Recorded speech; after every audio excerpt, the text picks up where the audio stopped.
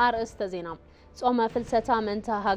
منت سلام هاجر بمثلين أبتسجم نزركب وجنات بمحجزين كن حلفوي جبا خبلو باتراريك رئيس ليقان باباسات أرثوذكس تواهد بتكريستيان إثيوبيا بطوة قدوس أبونا ماتياس حبيرهم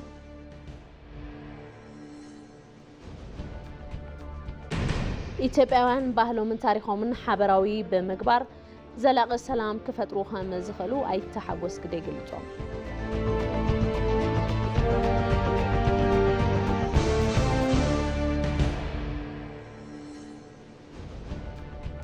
ካብ ወጻኢ ፍሉይ ልኡኽ ፕሬዚዳንት ኣሜሪካ ዶናልድ ትራምፕ ስቲቭ ዊትኮፍ ብዛዕባ ኩናት ሩስያን ዩክሬን ንምዝታይ ናብ ሞስኮ ኣምሪሖም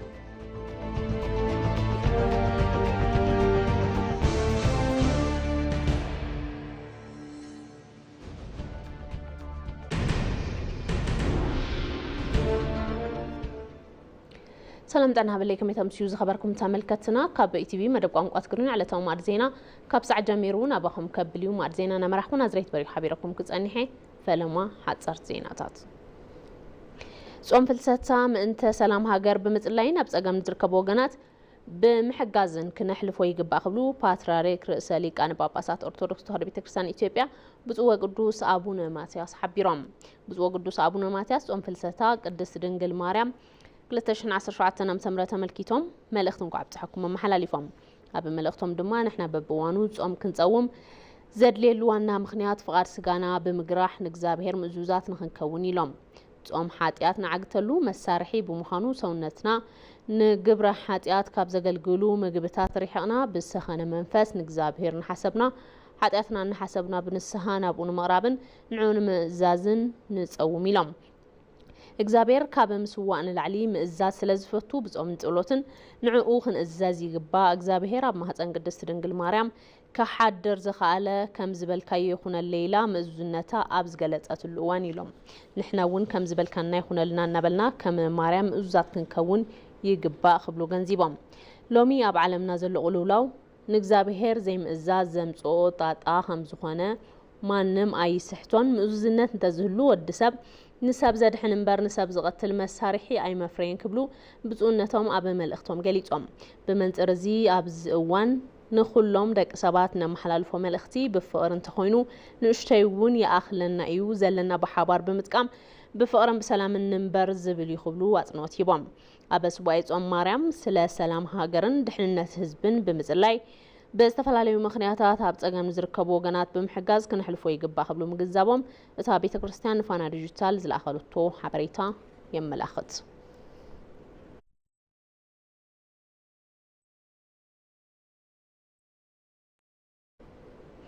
ተሳትፎ በሪ ባሕሪ ዘይብለን ሃገራት ዝዓግት ስርዓት ክመሓየሽ ኣለዎ ክብሉ አንቶኒዮ ጉተሬስ ገሊጾም وانا تحفي ودوب حبرات منجستات أنتونيو غوتيريس تساتفو بحري زي بلن هاجرات قدب زي فتحوا سرعات نقد عالم كم محايش اللويلهم سالساي قبائي حبرات منجستات أب معبايز ركبا بر بحر زي بلن هاجرات أب تركمانستان يسالت علم أنتونيو غوتيريس أب تقوان كمزبلو أب استفلالي أهجرات أب معبايز ركبا لعلي سالسا بر بحر زي بلن هاجرات لعل قطبة وتأجمات إنها تزوري ركبا بر بحر زي بالكام خوانن قدب من قصاص نقد هاجرات كبينا يقبان زبلو تموانا صحفي بر بحر زي بلن هاجرات نلعول وصا مغعازيانا تقلعن اب سرعه نقد علم بغبو خيتساتفانا جبرن يركب محلخا نخلعلو اتحساسيبهم زن هاجرات كاب حفشاو حزب عالم 700 زخون كم حزاب محبر يخون مربز قدب مخنيات اب منقصاص نقد علم تساتفون كاب 100 زبلصه ايكونن كبلو وسيهم غليصوم انتوني غوتيريس اب مدرهم از زيفت حاو سرعه نقد علم مسود عو حقي تأساسرت عالم زي تطعامه ورسي زحلف الزبن بعداو مغزات يخبلو خنينهم وان علامات غباي فتحاو تربحنت زرغاغ سرعات نقدي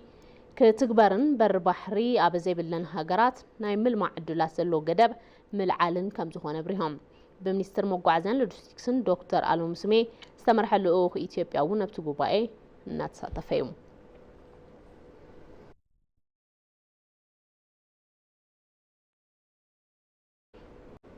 مرها قبري مزازم مخبار بعد مسرتا مبل 7 عامات يونيفرسيتي غوندر يسالت علم كاب ورحد الري جميرو بعد مسرتو بستفلالي مرها قبرتاتنا خبرت زنح يونيفرسيتي غوندر ሚኒስትር ትምህርቲ ፕሮፌሰር ብርሃኑ ነጋ ሓዊሱ ሚኒስትር ዴኤታታትን ፕሬዝዳንት ዝተፈላለዩ ዩኒቨርሲቲታትን ኣብ ዝተረኸብሉ መርሃ ግብሪ እናተኻየደ ዝርከብ ፕሬዝዳንት ዩኒቨርሲቲ ጎንደር ዶክተር አስራት አጸደወይን ኣብቲ መርሃ ግብሪ ከም ዝበልዎ ዋና ምኽንያት ምኽባር በዓል ምስረታ ሰብዑ ለተሃገር ዝኾኑ ትካላት ጻዕርን ዓወትን ምፍላጥ ኢሎም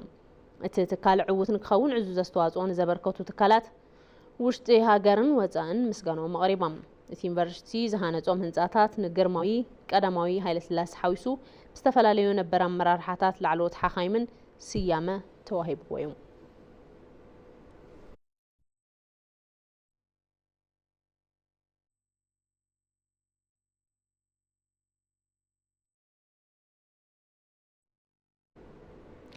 ኣብቲ ዝተዛዘመ 2017 ዓ.ም በጀት ዓመት ካብ ግድብ መፈልፈል ሓይሊ ግቤ 3210 ቶን ፍርያት ዓሳ ተረኺቦም ኣብ ቢሮ ሕርሻ ክልል ደቡብ ምዕራብ ኢትዮጵያ ዞባ ዳውሮ ሓላፊ መምርሒ ሃፍቲ ልምዓት እንስሳትን ዓሳን ኣስፋው ጮራሞ ንፋና ዲጂታል ከም ዝበልዎ ኣብቲ ዞባ ካብ ቃላይን ካብ ዝተፈላለዩ ማያዊ ኣካላትን 4200 ቶን ስጋ ዓሳ ንመፍራይት ሓሲቡ 4111.6 ቶን ዓሳ ፈርዩ ካብ መንጎዚ 3210 ቶን ፍርያት ዝተረኸበ ካብ ግድብ መፈልፈል ሓይሊ ግቤ 3 ብዝተፈጠረ ሰብ ሰራሕ ቃላይ ኢሎም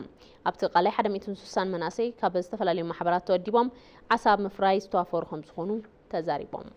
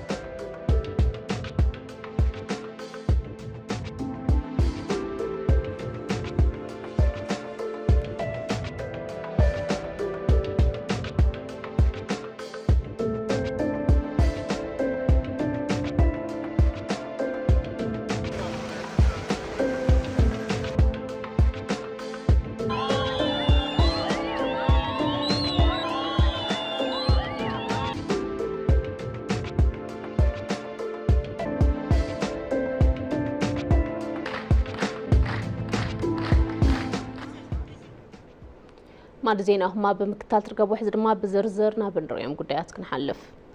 ኢትዮጵያ መበል ካልኣይ ጉባኤ ለውጥ ኽባብ ኣየር ዕውት ብዝኾነ መንገዲ ንምድላው ሰፊሕ ምንቅስቓስ ትገብር ከም ዘላ ሚኒስትር ዴኤታ ፕላንን ልምዓትን ስዩም መኮነን ገሊጾም ካብ 3 ክሳብ 5 ጳጉሜን ኣብ ሳለጥ ጉባኤ ለውጥ ኽባብ ኣየር ብርክት ዝበሉ ሓሳባት ከም ዝለዓሉን ተገሊጾም ሙሉ ብርሃን ግርማይ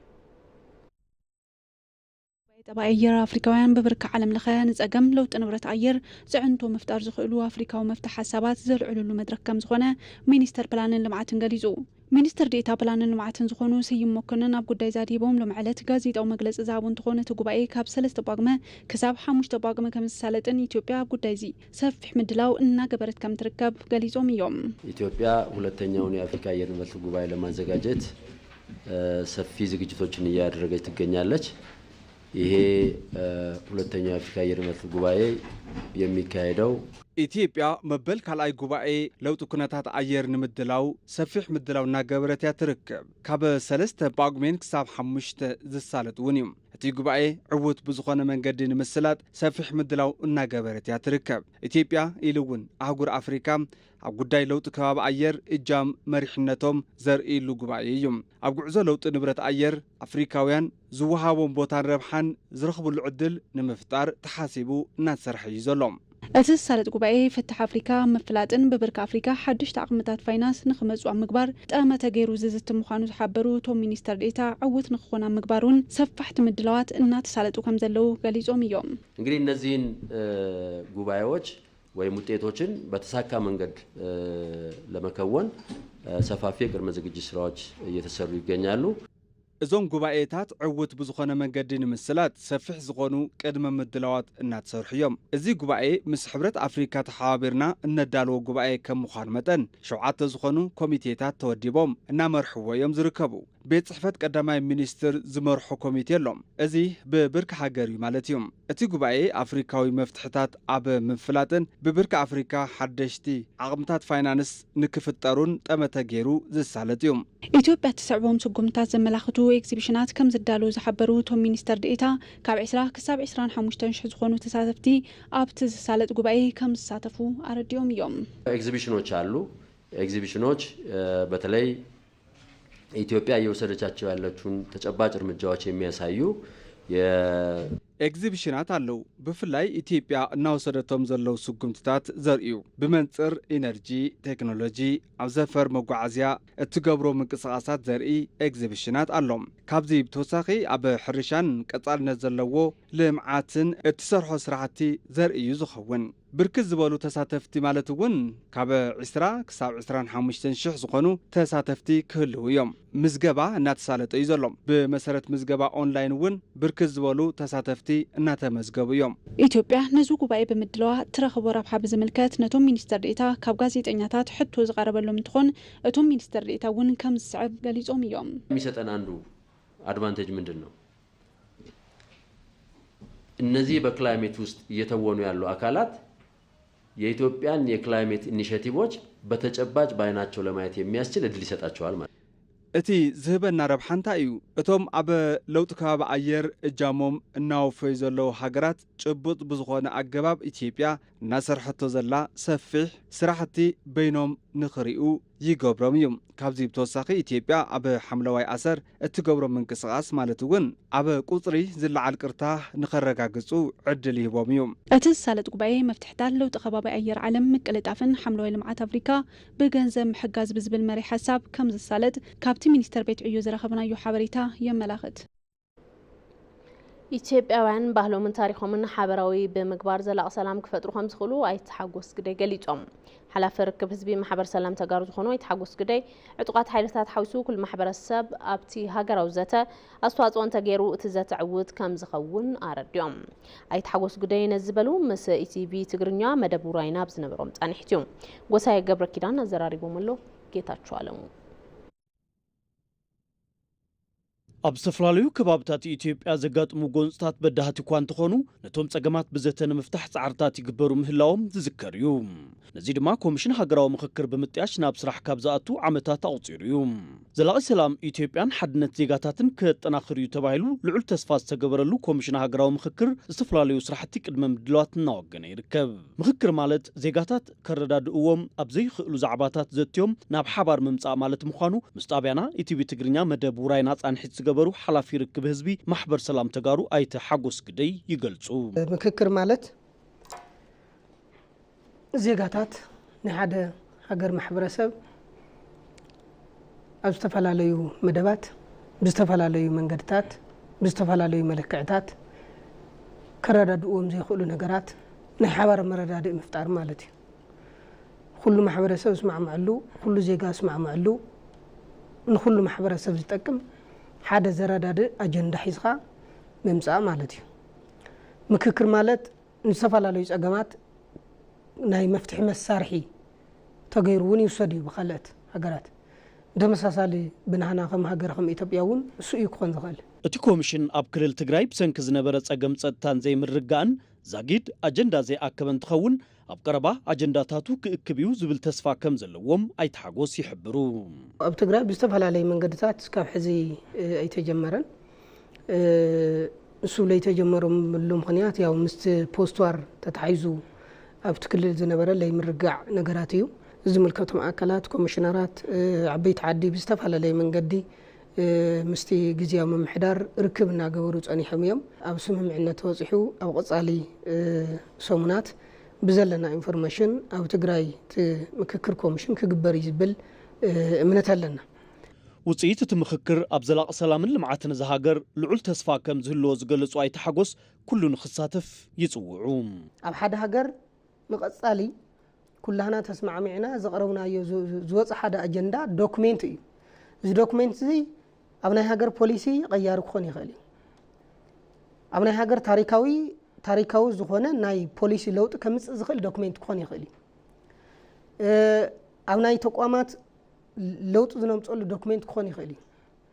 ስለዚህ ኩሉ ዜጋ ትግራዋይውን ከም ካልኦት ክልላት ከም ካልኦት ማንም ኢትዮጵያዊ ዜጋ ናይ ባዕሉ ግደ ክጻወት ክኽእል ኣለዎ በተለይ መንእሰይ ኢትዮጵያውያን ባህሎምን ታሪኾምን ብምክብባር ዘላቕ ሰላም ንክፈጥሩ ኣይተ ሓጎስ ግደይ ይምዕዱ ኣነ ንኻልኦት ማሕበረሰባት ኢትዮጵያ ለለኒ ክብሪ እዩ ንትኻልእ ማሕበረሰብ ኢትዮጵያ ለለኒ ክብሪ ባህሉን ታሪኩን ተኽቢረሉ ናተይ ባህልን ታሪኹን ዘይኽብረሉ መንገዲ የለን ናይ ብዝሃነት ጸገም ዝፍጠር ናይ ብዝሃነት ሽግር ዝፍጠር ናይ ልኢገለ ታሪክ ናተይ ይኮነን ናይ ልኢገለ ባህሊ ንዓይ ምልከተኒ ኢለ ተተላዒለ ጸገመሎ ማለት እዩ ኣለዚያ ግን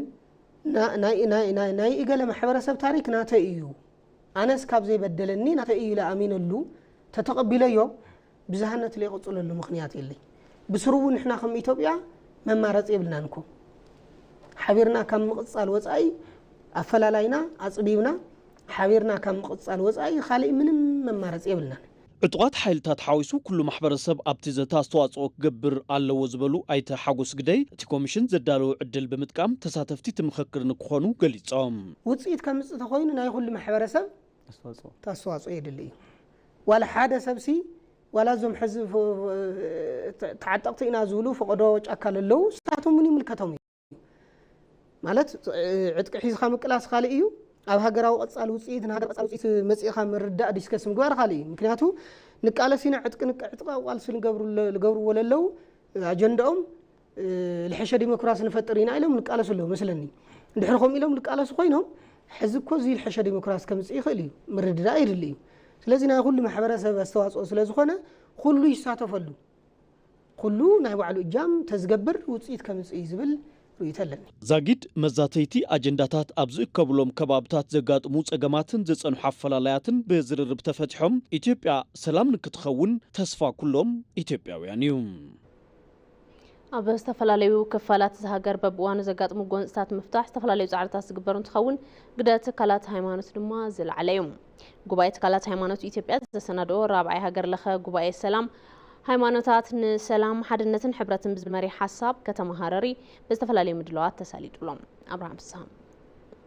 ኣብ ዝተፈላለዩ ክፋላት እቲ ሃገር በብእዋን ዘጋጥሙ ጎንፅታት ንምፍታሕ ዝተፈላለዩ ጻዕርታት እንትግበር ምዕዛብ ልሙድ ኮይኑሎም ብፍላይ መንግስቲ ብዝገብሮ ጻውዒት ሰላም ስዒቡ ዝተፈላለዩ ሓይልታት ዘለዎም ጸገም ብዘተ ፈቲሖም ናብ ማሕበረሰቦም እንትጽምበሩ ግደ ትካላት ሃይማኖትን ኣቦታት ሃይማኖትን ጎሊሁ ይርአ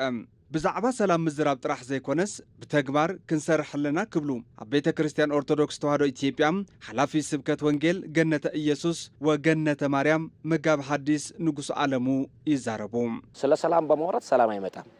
በተለይ ደግሞ የሃይማኖት ተቋማት ላይ ያሉ መሪዎች ብዛዕባ ሰላም ብምውጋዕ ሰላም ኣይመጽን ብፍላይ ድማ ኣብ ትካላት ሃይማኖት ዘለዉ መራሕቲ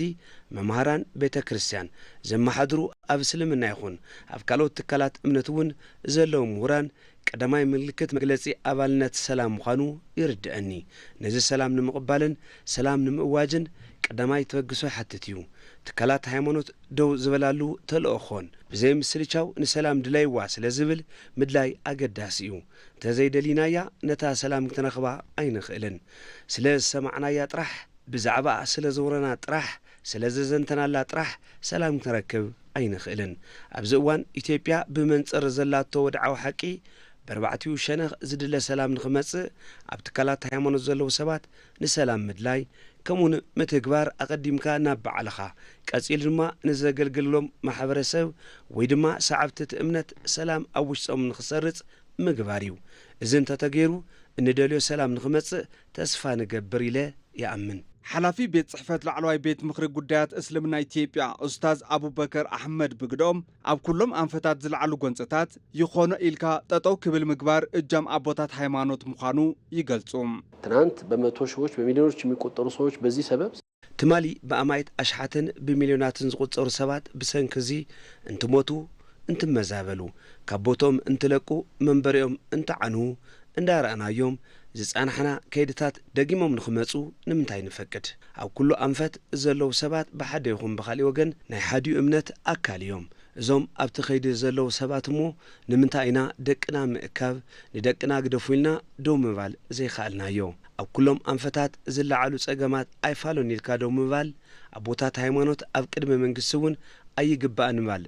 እንተሃልይዎም ክውሉ ይግባእ ኣበብ እዋኑ ሰላም ሃገር ንምጽናዕ ዝተፈላለዩ ጉባኤታት ሰላም እናተኻየዱ ዝመጹ እንትኸውን ናይዚ መቐጸልታ ዝኾነ ጉባኤ ትካላት ሃይማኖት ኢትዮጵያ ዘሰናድኦ ረብዓይ ሃገር ለኸ ጉባኤ ሰላም ሃይማኖታት ንሰላም ንሓድነትን ሕብረትን ብዝብል መሪ ሓሳብ ኣብ ዝቕነ ኣብ ከተማ ሓረር ብዝተፈላለዩ ምድላዋት ተሳሊጡ እዩ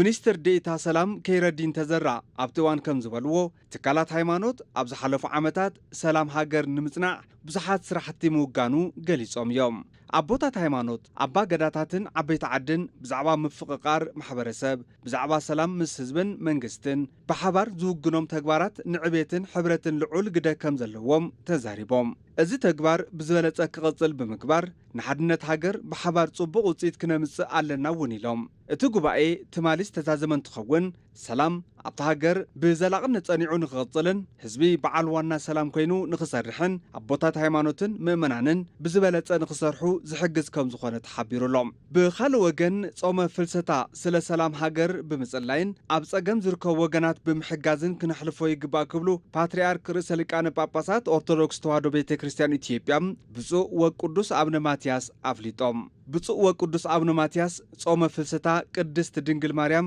2017 ዓመተ ምህረት አመልኪቶም መልእኽቲ እንኳ ኣብ ጽሕኩም መሓላሊፎም ኣብ መልእኽቶም ድማ ሎሚ ኣብ ዓለምና ዘሎ ቅልውላው ንእግዚአብሔር ዘይምእዛዝ ዘምጽኦ ጣጣ ከም ዝኾነ ማንም ኣይስሕቶን ምእዙዝነት እንተዝህሉ ወዲ ሰብ ንሰብ ዘድሕን እምበር ንሰብ ዝቐትል መሳርሒ ኣይመፍረየን ክብሉ ብፁዕነቶም ኣብ መልእኽቶም ገሊጾም እዮም ብመንጽር እዚ ሕዝውን ንኩሎም ደቂ ሰባት ንመሓላልፎ መልእኽቲ ብፍቕሪ እንተኾይኑ ንእሽተይ እውን ይኣኽለና እዩ ዘለና ብሓባር ብምጥቃም ብፍቕርን ብሰላምን ንንበር ዝብል እዩ ክብሉ ኣጽንኦት ሂቦምሉ ኣብ ሱባኤ ጾመ ማርያም ስለ ሰላም ሃገርን ድሕንነት ህዝብን ብምጽላይ ብዝተፈላለዩ ምኽንያታት ኣብ ጸገም ዝርከቡ ወገናት ብምሕጋዝ ከነሕልፎ ይግባእ ክብሉ ኣተሓሳሲቦም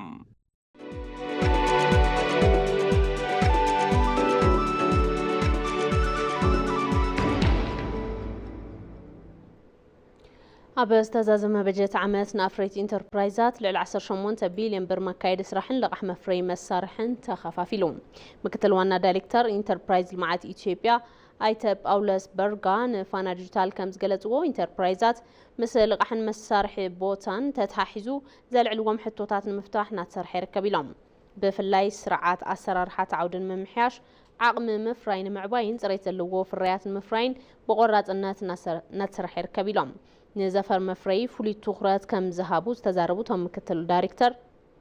مكتل وانا دايركتر بز دما عدلاي حاجزن كتتلن ناتجبر خمس ركب العلم أبى بجت عمد كل تشحن 10 شعتنا متمرت نحد شحن شعتنا 140 ناشتن ما أخلوتن إنتربرايزات لعلى 10 حدا بسالة شومون مليون بر مكايد سراح لقاح 5 خفافة لجليتهم كابزو توسخي نحد شحن 400 كل تنا فريت إنتربرايزات لعلى شدوش سنة بتسعة شعتنا بليون بر واجز اللوم ما فري مسارحتات تخفافي لهم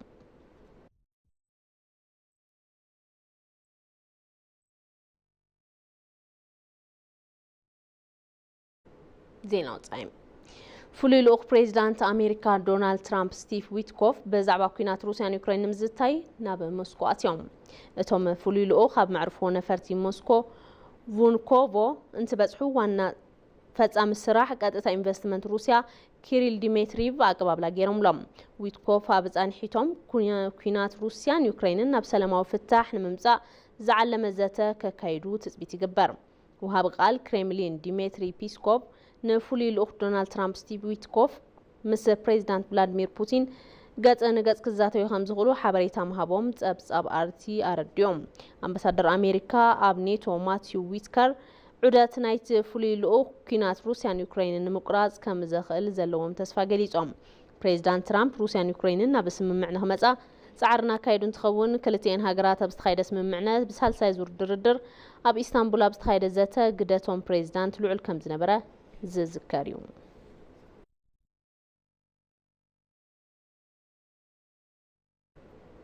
ماد زينا قدم مززامو قند نطبطات زينا ጾም ፍልሰታም እንተ ሰላም ሃገር በመጽላይና በጸገም ዝርከቡ ወገናት በመሐጋዘን ክነሕልፎ ይግባእ ክብሉ ፓትርያርክ ርእሰ ሊቃነ ጳጳሳት ኦርቶዶክስ ተዋህዶ ቤተክርስቲያን ኢትዮጵያ ብፁዕ ወቅዱስ አቡነ ማትያስ ሓቢሮም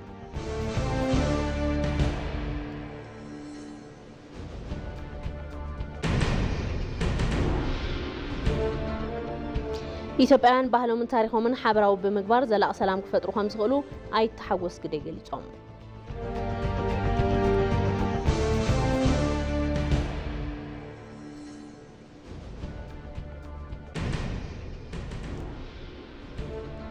ካብ ወጻኢ ፍሉይ ልኡኽ ፕሬዚዳንት ኣሜሪካ ዶናልድ ትራምፕ ስቲቭ ዊትኮፍ ብዛዕባ ኩናት ሩስያን ዩክሬን ንምዝታይ ናብ ሞስኮ ኣምሪሖም ዕለታዊ ማዕድ ዜና ዝተኸታተልኩሞ ነይሩ ንስለም ክትታልኩም የመስግን ማዕድ ዜና ነመራሕኩን ኣዝሬት በሪሁ ሓቢረኩም ፀኒሐ ሩኽ ምሸት